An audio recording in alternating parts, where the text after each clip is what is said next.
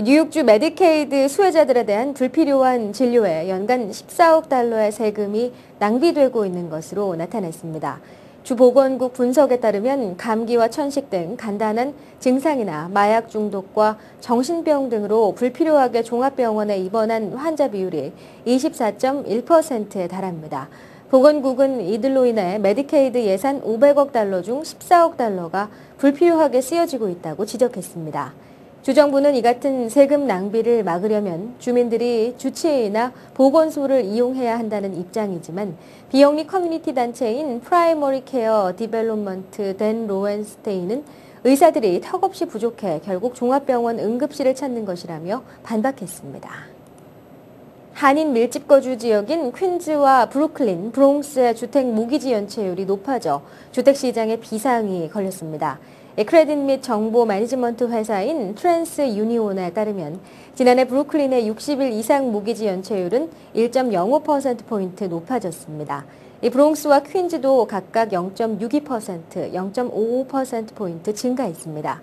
이 같은 모기지 연체율 상승은 다음 달 주택 차압의 증가로 이어질 전망이어서 주택시장이 여전히 불안한 것으로 분석됩니다.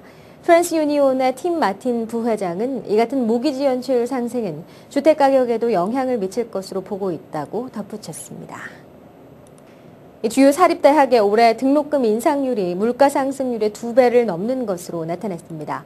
US 뉴스 월드리포트 선정 상위 20개 대학 중 21일 현재까지 2011-2012학년도 학부 등록금을 확정 발표한 7개 대학의 인상률을 조사한 결과 평균 3.6%를 기록했습니다.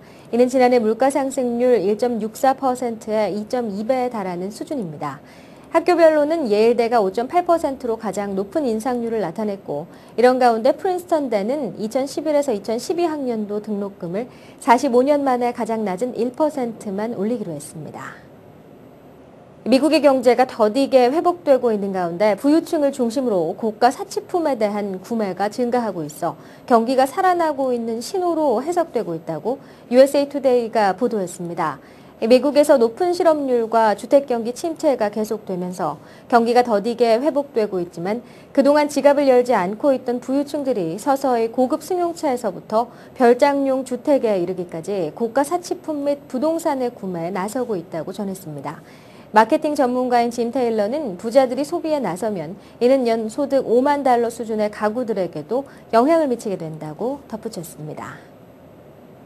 아라비아해 인근 해역에서 18일 소말리아 해적에 의해 피랍된 것으로 알려진 요트 퀘스트호의 승선자인 미국인 4명이 해적에 의해 피살됐다고 미군 당국이 22일 발표했습니다.